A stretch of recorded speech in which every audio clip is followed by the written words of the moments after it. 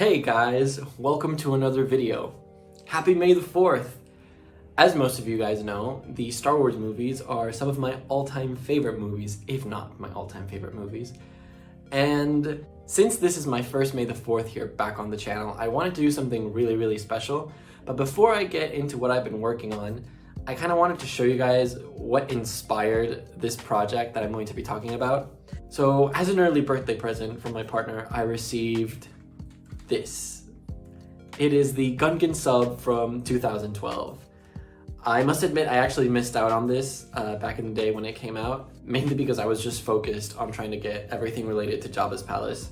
So I kind of overlooked this set, but I am so happy that I was able to add it to my collection now. Not just because it's a really great build, like honestly this is very screen accurate. I mean, it is a little blocky, as you can see it's got a few gaps here and there, but you know what? For its time period, I think this is absolutely brilliant. It's just full of detail, full of play features, and it's just so well constructed. It's also really sturdy. But, you know, the piece of resistance of this set is actually the minifigures, particularly this minifigure. This is Queen Amidala, and it is the only time that she has been released in this outfit in any LEGO set ever. And I have to admit, this is the most stunning minifigure I have ever laid eyes on. It is just gorgeous. Everything from the hairpiece mold, to the script mold, to the printing, it's just phenomenal. So this minifigure is actually the inspiration for a project that I've been working on for the past, I don't know, maybe a week and a half. I've been so dedicated to this project because I really wanted to get it done for this date. And I am so proud with how it turned out. For those of you that follow me on Instagram, you already know what I'm talking about. But I've been working on a very special Star Wars MOC design. I must admit, I do not have the physical pieces to build this yet. It is a project that is currently in the works. I plan on building it hopefully before the end of the year, but I have completely finished the digital design for it. So without further ado, this is my version of the NABOO Royal Palace. So it took me a really long time to sort of work out how I was going to do the shape and how big I wanted it to be, how detailed I wanted it to be, because for those of you that have seen the films, you know that the NABOO Royal Palace is actually massive and it has a bunch of turrets and towers and domes. So I really wanted to convey the essence of, you know, the architecture of this building. But also I didn't want to go overboard with the bricks and overboard with the size because, you know, it had to be something sort of manageable but still true to the source material. So this is kind of what it looks like on the outside.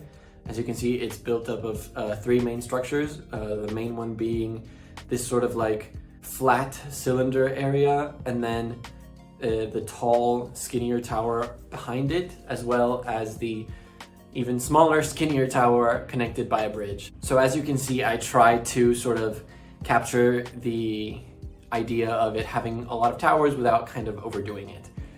And then this is sort of like a frontal view. You can see sort of like the main entrance to the palace. I tried to stay as movie accurate as I could within the scale that I was working on. I also took a lot of inspiration from this particular build that I saw on the internet. I'm not sure who designed it, but I will be linking it down below in case you guys want to check it out. And so then when you turn it around completely, you can see that it has an open back to reveal an interior. And so this palace, at least this version of it, is built up of three main areas. The first one being the Queen's throne room, which also has like a small NABOO council area, I guess that's what you want to call it. I mean, the governor would sit there and the Queen's handmaids would sit there and they would like discuss NABOO affairs. And then the tall tower has two areas, which are the communications room down below and then the Queen's chambers up at the top of the tower. So taking a more in-depth look at the details of this build, the Queen's throne room, it features obviously the Queen's throne and desk area, as well as four little NABOO council chairs, if that's what we're going to call it. So I really wanted to stay as movie accurate as possible with this room, as it's possibly one of the only rooms that we actually get a good glimpse at within the NABOO Royal Palace in The Phantom Menace. So I tried to replicate the columns that it had and sort of the chair designs that it had, the positioning of the windows here and there. I'm actually really proud with how this turned out.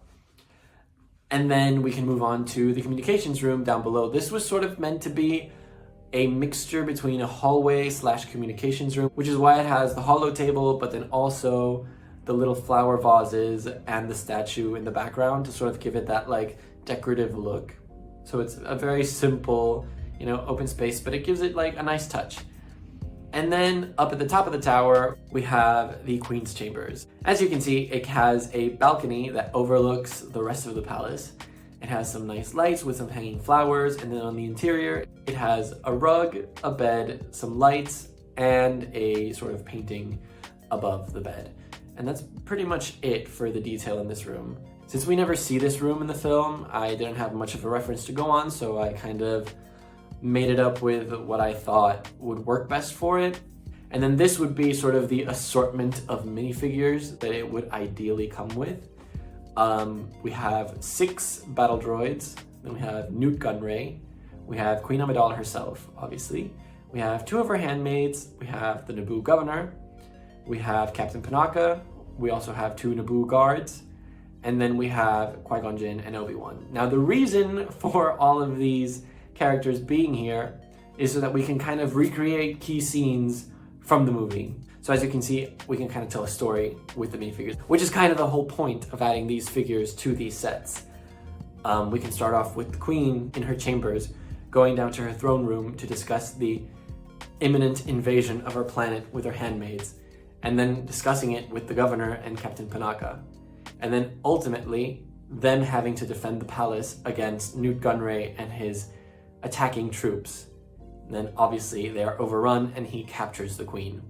And as we all know, Newt Gunray is in league with the sinister Darth Sidious, who he can contact from the communication rooms to get further instructions on how to proceed with his plan. All the while, the Queen being escorted to the detention block gets saved by Qui-Gon Jinn and Obi-Wan Kenobi.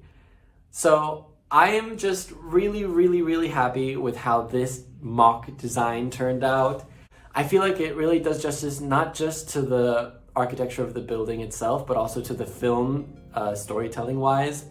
And I'm just really proud of it. I cannot wait to get the pieces to build this and do a proper review of it up close, in hand. Sadly, it's gonna have to wait for a little bit, but if you want a closer look at it, I currently have it posted on my Instagram. You guys can go check it out there, and feel free to DM me with any questions that you might have about this build. I would be more than happy to answer them. So this is what I've been working on for the past week and a half. I am very happy with how it turned out. I'm so happy I was able to get it done for this May the 4th release, and I hope you guys like it just as much as I do. So that is the end of the video. Thank you so much for watching, everyone. May the 4th be with you, and I'll see you next time. Bye!